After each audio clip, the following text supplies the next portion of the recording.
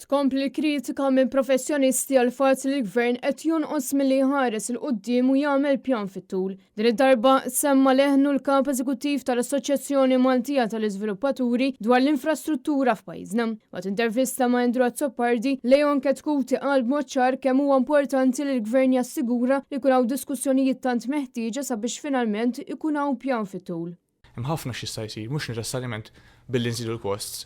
Tajjeb illi bħala gvern jieħu direzzjoni fejn l-imdirezzjoni xtieq imur, ġifieri jekk hux ħanollu l-kwalità jew inkella hux ħan nindirizzaw l-affordabilità. Tnejn huma xi importanti nirtikeljawhom, però hemm bżonn ta' aktar diskussjoni biex insibu triq il qudiem u pjan fit-tul ta' kif ħanittekeljaw dawn l-affarijiet. Mill-bini li dejjem tiela bl-ebda pjan u toroq li jdumu x-xhur jinqalgħu għal darba darbtejn tlieta telqas ħieħa f'dan is-settur. Il-pjanar tal-infrastruttura ta' pajjiżna inadekwata meta wieħed jikkonsidra l-mod kif splodiet il-popolazzjoni fl-aħħar snin meta l-gvern ta' Roberta Bela għażel li l-pjan ekonomiku jieħdu fid-direzzjoni ta' żieda esaġerata fil-barranin. Biss ħareġ wara li joħol li wera falliment totali tal-gvern Laburista, iżda Roberta Bela jibqa' jkaxkar saqajh sabiex ibiddel il-mudell ekonomiku.